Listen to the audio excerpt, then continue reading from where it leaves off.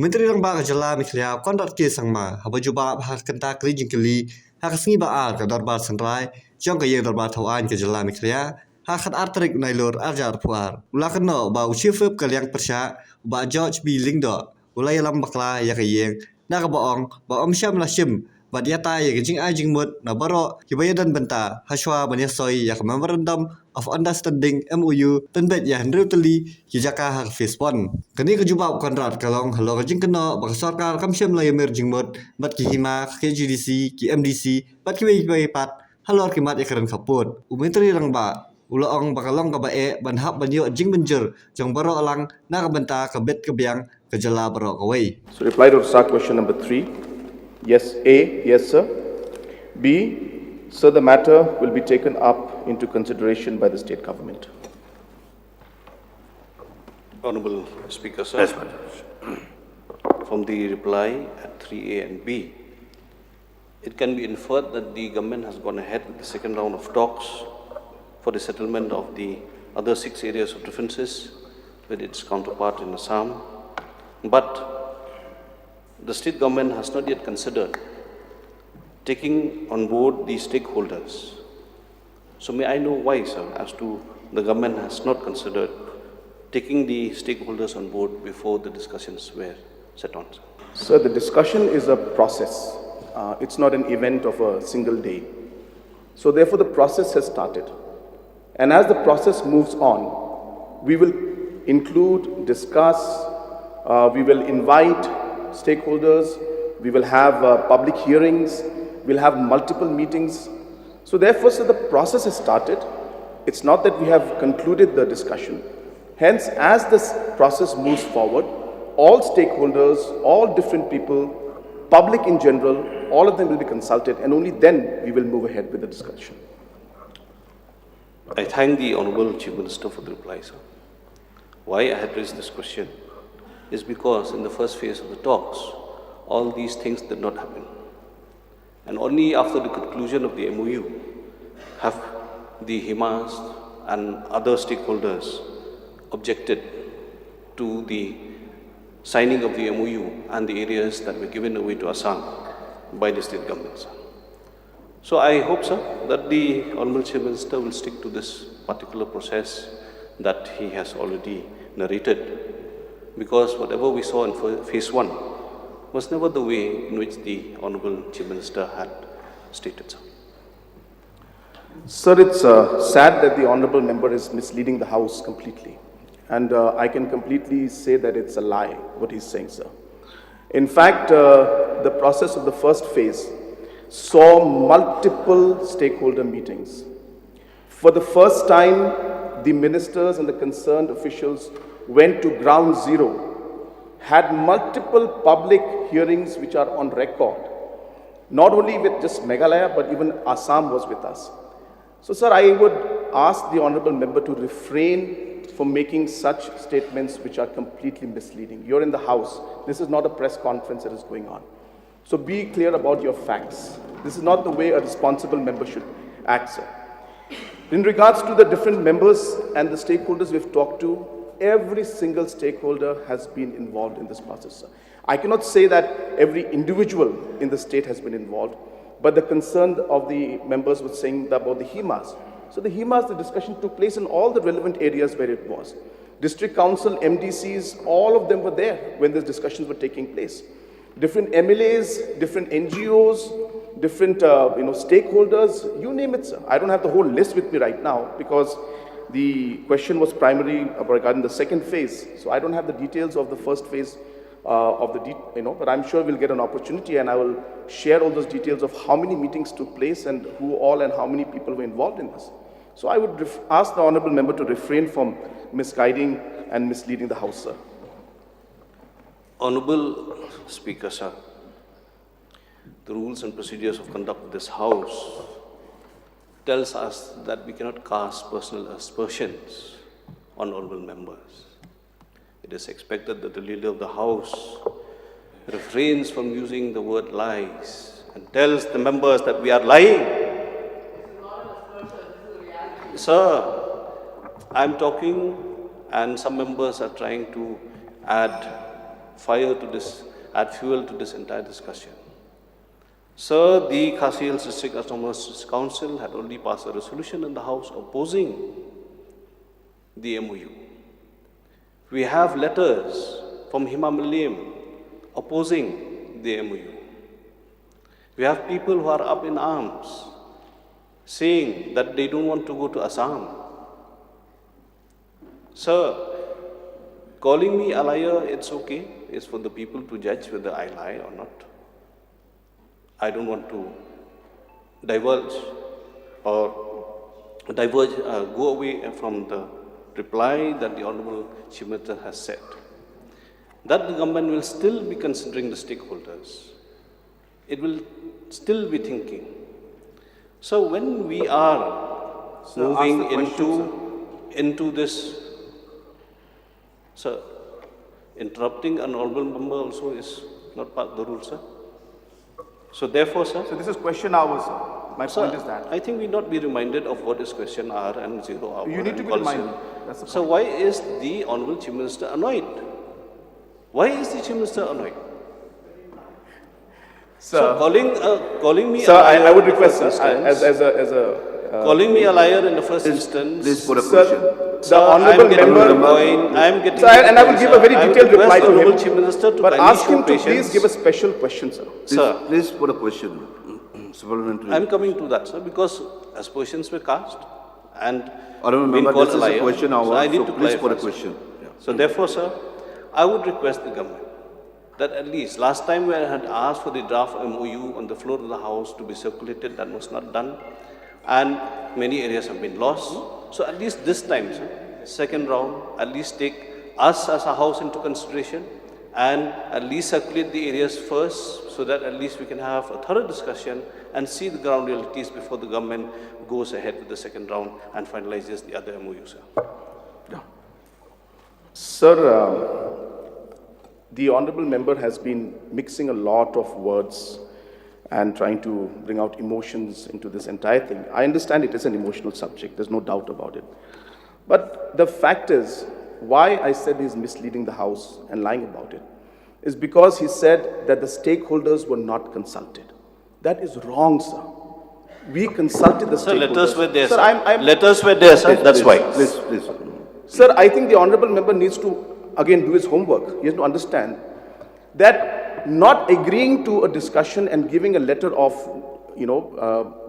discontentment does not mean discussion didn't take place. Because if the discussion had been there, why would there be discontentment? Sir, when we talk, is it always necessary that everything will go on as we agree or both all agree? It may not go. But does that mean we never talked? So for him to jump to a conclusion that because there was discontentment, we didn't talk, that is what I'm saying is misleading the House. Your point may be valid, that somebody was not contented or not happy with the MOU and they have a right to write to it. But does that mean or does that imply that discussion didn't take place? So that means that there is a neutral discussion was not necessary at all. Sir, I'm replying. That means this discussion was not necessary at all, sir. Then you just go ahead and decide and give away the areas. Take a seat, please. Sir, now honourable member is exactly saying what he said should not be done. Sir, we have maintained that we discuss with everybody. That's how discussions... Sir, a complicated subject like that cannot be moved forward without this detailed discussion. That's number one. And that's why we did it. And what I'm saying is that the honourable member saying that we didn't discuss is misleading the House, and that's incorrect, sir. Number two part, he's saying that then why didn't we agree and why is the discontentment letter? So there will be. A complicated subject like this cannot have every single person agreeing to every single decision, and that's why government has to take a decision. It's not easy for us. But a lot of past governments have not taken this decision. We feel that it is time. 50 years have gone and we took that decision. Now, I'm not saying that everybody agreed to it, so discontentment may be there. And that's what the KHDC or the other HIMAS might have written. That's fine. But saying that we didn't consult them is the part that I'm saying that you're misleading. We did consult them. They did not agree to it. That's a different issue. We may talk and argue for 100 years and we may not disagree. We may not agree, sorry. But that's how things go, discussion happens. But I'm saying, sir, that the discussion took place. All the stakeholders were consulted. Many rounds of discussion took place. And similarly, even in this second phase also, which is again a very complicated area, We will again have discussions with the stakeholders. And again, we might not have everybody agreeing to everything. But that's the nature of discussion, and that's the reason why solutions could not come out in the past, because there were a lot of divergent views. And the only way to bring consensus is to try to talk and try to figure out, and then ultimately move ahead with what is in the best overall interest, which may not be agreeable to everybody, but in the larger interest of the state and the people. We had gone ahead, sir, and in the same manner, this phase also we will have discussions. So therefore, sir, Last. Sir, I thank the Honorable Chief Minister for this clarification. But the fact is, as I had said, the ground realities talk differently. If fish ponds are being inspected in the middle of the night, if people who are trying to show concerns and raise voice, or maybe during the public hearings they were trying to show their points, they were shouted down by the minister from Assam side, do we call this discussion, sir? Do we call such things as discussion and taking stakeholders on board when people on the ground are saying that they have come to inspect things at the middle of the night? And who are those people who have been called for the public hearing, sir? Where there are people from the state? So therefore, sir, the process, as the Honorable Chief Minister stated, needs to be reviewed, because all the anomalies that had happened in phase 1, sir, we don't want that to happen in phase 2, sir. Thank you, sir. Sir, I think the honorable member has spoken in favor of the government, because he said that, the meetings took place even in the night. So that's what I'm saying, sir. If these are the kind of discussions. So what I'm trying to say, sir, this is how hard the members were working. That they even went to the late night. It's not about, they didn't get tired, they were committed to the cause, and that's why even late night they were visiting. But the honorable member fails to mention that it wasn't that just one visit, there were 6, 7, 8 visits before that also to the same location. So therefore, I think he's just certifying the fact that the government has done a lot of hard work. Even late night meetings took place, sir. So therefore, it's not just that one meeting, sir. He mentioning about that one meeting that happened to be late night, but that's because the area is big, complicated, we had to move on. Multiple meetings took place. He's mentioning about that one meeting, but before that many meetings took place, sir, for that area also. Number 2, sir, I also would request, so this is important, why? Because I know a lot of members would like to participate in this. This is a sensitive issue. I don't want anybody to play politics in this. This is not an issue to play politics. Please remember that. If we are trying to play politics with this, then we are going against the interest of our own people. Please refrain from playing politics. Please give positive suggestions. We are here to work for our people. We are here to resolve an issue that has been lying pending for the last 50 years. You have not seen the tears in the eyes of the people who come and meet us, crying and telling us, please resolve this issue. We can't sleep at night. Sir, I need the members of this house to feel that, to understand that it is not a simple issue. And we are responsible to our people. And the worst thing we can do is play politics on an issue like this. Now, sir, why I'm saying this is because a large number of members I know will mention this issue again. It's very easy to say, oh, we have left that village out. Let's be specific.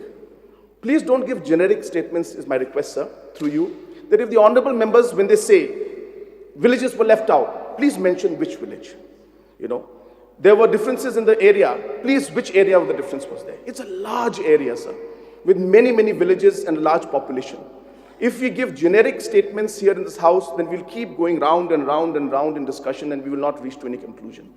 But yes, if there are areas that will help us, or there are suggestions that will help us to make the things better and resolve the situation in a much better manner for the people. So we are ready. We're ready to listen. But not if it is being done from the point of playing politics. So therefore, I'm not saying that people will play politics, but if you are making statements which are generic, like somebody will come in, honorable member just mentioned, sir, that villages were left out, and people are in arms. Let us hear the names of the villages where people are up in arms. What is the problem out there?